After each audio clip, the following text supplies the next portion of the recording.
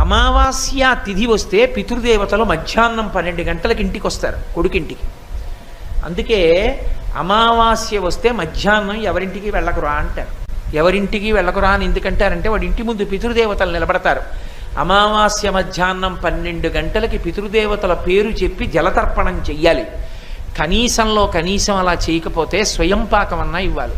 స్వయం పాకమన్నా ఇవ్వకపోతే 12 గంటలకి లేచి నిలబడి చెప్పులు విప్పి 2 చేతులు 3 మాటలు ఇలా అనాలి. నాన్నగారండి ఏమనుకోకండి, నేను ఇవాళ ఏమీ మీకు పెట్టలేకపోతున్నానని 3 మాటలు చెయ్యి ఊపాలి.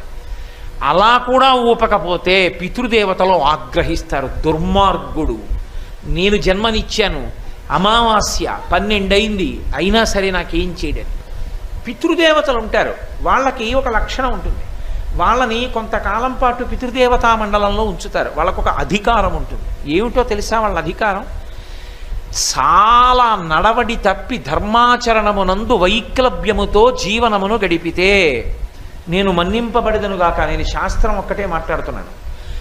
అలా ప్రవర్తిస్తే తర్వాతి కాలంలో వాళ్ళు ఏం చేస్తారంటే వంశము లేకుండా చేస్తారు. అంటే వాళ్ళు చేసే పని అదే. అందుకే తద్దినం పెట్టకపోతే ఏమవుతుంది అని అడిగారు అనుకోండి, వాడికి ఏం ఉండదు, కర్తకేం ఇబ్బంది రాదు. కానీ తర్వాత వాళ్ళ పిల్లలకి ఇబ్బంది వస్తుంది. కొడుకులు పుట్టరు. పితృదేవతల్ని సంప్రదిస్తాడు ఈశ్వరుడు, ఇవ్వమా కొడుకులను అడుగుతాడు. వాడు ఏం చేశాడని ఇవ్వడం వాడికి. పితృదేవతా స్థానంలో ఈ అభిమానాలు మర్యాదలు ఏముండవు. ఇవ్వక్కర్లేదని చెప్తారు పితృదేవతలు. కొడుకుల్ని ఇవ్వరిక. కర్మసంతానం ఉండదు. అక్కడితో ఆ ఇంటి సింహాసనానికి నీరాజనం ఆగిపోతుంది. ఆగిపోయి అల్లుడి గోత్రం వేరు. అల్లుడు ఈ సింహాసనం తీసుకోడు. కాబట్టి ఏం చేస్తారంటే ఆ పంచాయతనాన్ని, ఆ సింహాసనాన్ని నీటిలో కలిపేయవలసి ఉంటుంది.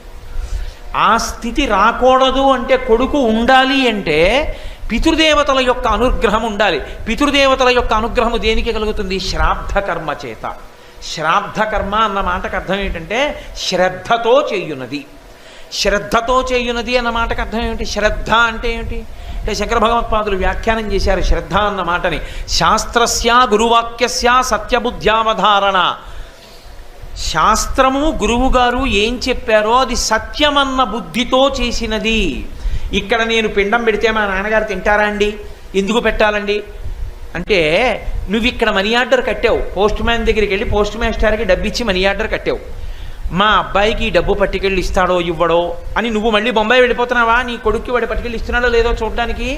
ఇక్కడ నువ్వు కట్టిన డబ్బు పోస్ట్ మాస్టర్ తంత్రి విధానం ద్వారా నీ కొడుక్కి పట్టుకెళ్ళి ఇవ్వగలిగితే వేదం చెప్పిన మంత్రములకు ఇక్కడ పెట్టిన పిండానికి నీ పితృదేవతల ఆకలి తీరదని నువ్వు ఎందుకు అనుకుంటున్నావు? నువ్వు పెట్టుకున్న విధానంలోనే ఇది ఉంటే పరమేశ్వరుడు పెట్టిన వ్యవస్థ ఎందు ఉండదు. కాబట్టి సాశ్రద్ధా కటితా సిద్ధి యయా వస్తూపలభ్యతే అంటారు శంకర భగవత్పాదులు. శాస్త్రమునందు గురువాక్యమునందు నమ్మకముండి శ్రద్ధతో చేయుట. పితృకార్యం చేస్తే సంతోషిస్తారని మీరు అనుకోకండి. శ్రాద్ధం పెడితే, శ్రాద్ధం పెట్టినప్పుడు విధి ఉంది, అలా చెయ్యాలి. ముందు రోజు స్నానం చెయ్యాలి, తలస్నానం. పితృదేవతల కొరకు స్నానం చేస్తే, రేపు మా నాన్నగారి తద్దినం అంటే నేను ఇవాళ తలస్నానం చేశాను అనుకోండి, ఇక నేను ఎవరికి ఆశీర్వచనం చేయకూడదు, విశేషమైన దేవతారాధన చేయకూడదు, దేవాలయాల్లోకి వెళ్ళకూడదు. మా నాన్నగారి గురించి స్మరిస్తూ ఉండాలి. మహానుభావుడు మా నాన్నగారు ఎంతటి పరమభక్తుడు, షట్కాల శివపూజా దురంధరుడు, ఎంతటి సంగీత విద్వాంసుడు, ఎంతటి జ్యోతిష ప్రకాండుడు. మహానుభావుడు పరమభక్తితో దూర్జటిలా శంకర శతకాన్ని రచించుకుని పద్యాలు రాశారు అని ఆ పుస్తకం చదువుకుని మా నాన్నగారి యొక్క గుణములను వర్ణించాలి. అంతేకాని ఆయనలో దోషమున్న మాట్లాడకూడదు.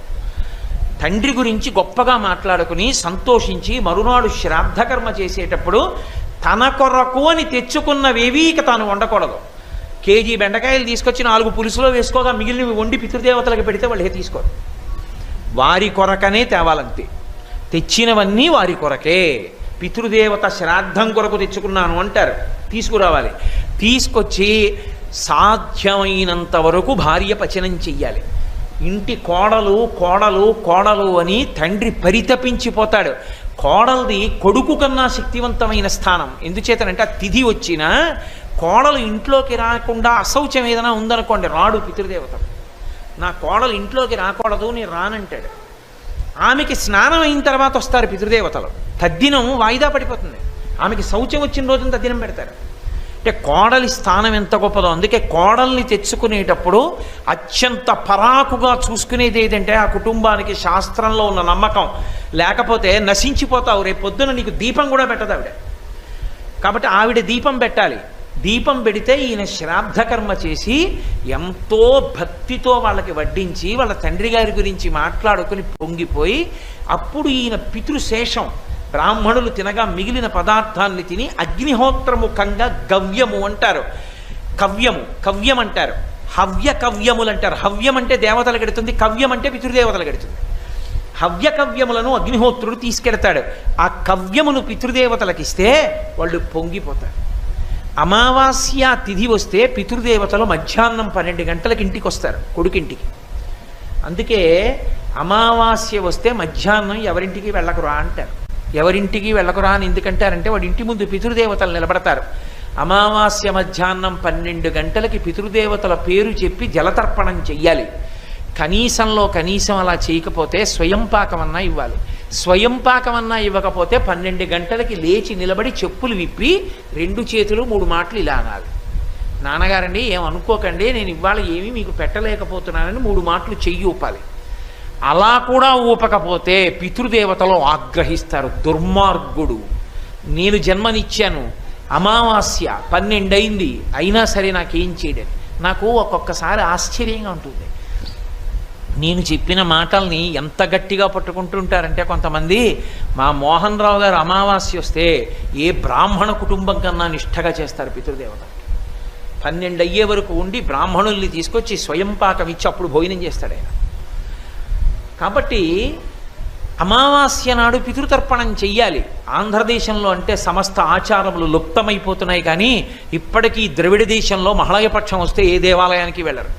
మహళయపక్షం అంతా ఎంత పెద్ద ఆఫీసర్లు కూడా మధ్యాహ్నం అయ్యేటప్పటికీ పుష్కరిణిల్లో స్నానం చేసి పితృదేవతలకి జలతర్పణలు చేస్తారు. కాబట్టి పితృదేవతల గురించి పట్టించుకునేవాడు ఉండడు. అసలు తల్లి తండ్రి ఫోటో కూడా ఇంట్లో ఉండదు. అట్టే మాట్లాడితే కూతురికి పెళ్లి చేసేటప్పుడు కన్యావరణ ఉంటున్నప్పుడు 3 తరాల పేర్లు చెప్పాలి. ఇంటి బ్రహ్మగారు అడుగుతాడు, ఏమయ్యా 3 తరాల పేర్లు చెప్పు, మీ తాతగారి పేరు ఏమిటంటాడు, తెలియదు. అది చెప్పడానికి ఒక ముసలమ్మ ఉంటుంది, ఆవిడని అడగాలి.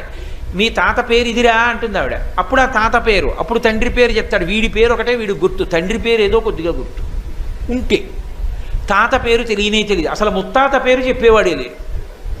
అసలు నాయనమ్మ పేరు అవి తెలుసున్న వాళ్ళు, తాతమ్మ పేరు తెలుసున్న వాళ్ళు ఇప్పుడు లేరు. అసలు తల్లిదండ్రులతోటి అనుబంధమే లేదు. వాడు పుడుతూనే హాస్టల్కి పోతాడు, తర్వాత అమెరికా పోతాడు, అక్కడ చదువుకుంటాడు, రష్యాలో ఉద్యోగం చేస్తాడు, లండన్లో రిటైర్ అవుతాడు, ఎక్కడో ఢిల్లీలో సెటిల్ అవుతాడు. ఈలోగా జన్మనిచ్చిన తండ్రి ఎప్పుడూ ఆ ఊపిరి ఆగిపోతుంది. ఆగిపోయిన పుణ్యానికి వాడిని ఐస్ పెట్టులో పెట్టి 48 గంటలు పీనుగు నానిపోయి గడ్డ కట్టేసి ముట్టుకుంటే జారిపోయేట్టు అయిపోయాక వాడు వస్తాడు. వాడిని కన్న పుణ్యం ఏమిటో తెలుసా అండి? కొడుకు అడగాలి అగ్నిహోత్రుణ్ణి, ఆ కట్టెల మీద పెట్టేటప్పుడు ప్రార్థన చేస్తాడు, మా నాన్న బతికున్నంత కాలం నిన్ను పరమభక్తితో ఆరాధన చేశాడు, మా నాన్నని కాల్చక అలా చేసి ఇబ్బంది పెట్టకయా, మా నాన్నని భగ్గుమన కాల్చి నీలో హవిస్సు వేస్తే దేవతలకు ఎలా తీసుకెళ్ళావో అలా మా నాన్న శరీరముతో ఉన్న నాళ్ళు నిన్ను గౌరవించాడు, మా నాన్న శరీరాన్ని హవిస్సుగా దేవతలకి తీసుకెళ్ళిపో అని ప్రార్థన చెయ్యాలి. కానీ ఇవాళ కొడుకు చేసిన దురాగతానికి తండ్రులు ఏమవుతున్నారు? 48 గంటల పైచిలుకు పాచి పీనుగు ఐస్ మీద పడుకుని ఉంటుంది.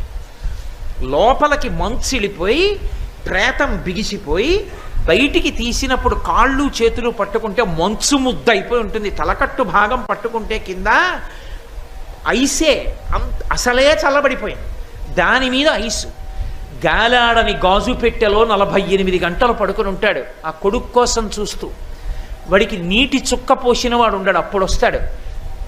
దీన్ని తీసుకెళ్ళి కట్టెల మీద పెట్టి వెలిగిస్తే ఎంత పొగొస్తుందో అందులోంచి. అది కాలదో పట్టాన. కొడుకుని కన్నందుకు తండ్రి పొందినటువంటి బహుమానం అది. తండ్రి చచ్చిపోయే వేళటికి పక్కన కూడా కొడుకు ఉండనటువంటి దైన్య స్థితికి దిగజారిపోయింది వాళ్ళ ప్రపంచం. కారణం ఏమంటే యుగలక్షణం అలా ఉంటుందమ్మా. తండ్రికి కొడుకు మీద ఆశ లేదు, కొడుక్కి తండ్రి మీద కర్తవ్యం లేదు. మా అబ్బాయి అమెరికాలోనే ఉండాలి, లక్షలు తేవాలి, తండ్రికి సంతోషం. నాన్నగారు పెద్దవాడైపోయాడు, నాన్నగారికి నేను కాళ్ళు పట్టింది ఎప్పుడు, నాన్నగారికి కూరలు తెచ్చి, నాన్నగారండి మీకు దోసకాయ పప్పు ఇష్టం, దోసకాయలు తెచ్చాను నాన్నగారండి. అమ్మ దోసకాయ పప్పు అయ్యమ్మ, ఇవాళ నాన్నగారు తింటారని కొడుకు అన్ననాడు తండ్రికి గజారోహణం చేయించినట్టు. అన్న కొడుకేడి 70 ఏళ్ళు వచ్చినా వీడి సంచి, వీడి సైకిలు, వీడి కూరలు వీడివే. తెచ్చినవాడా వండి పెట్టినవాడా ఎవడున్నాడు కనుక. కాబట్టి నేను ఎంత తల కొట్టుకుంటే ఏం ప్రయోజనం. కాబట్టి దేవతలకు, పితృదేవతలకు, నీకు నాకు ఎవరు చెప్తున్నారు ఈ మాటలన్నీ? నేను చెప్తున్నాను అనుకోకండి, కోటేశ్వరారు చెప్పట్లేదు, భాగవతంలో చెప్పారు, వ్యాసుడు చెప్పాడు, పోతన గారు చెప్పారు. ధర్మదేవతతో భూమాత మాట్లాడుతోంది.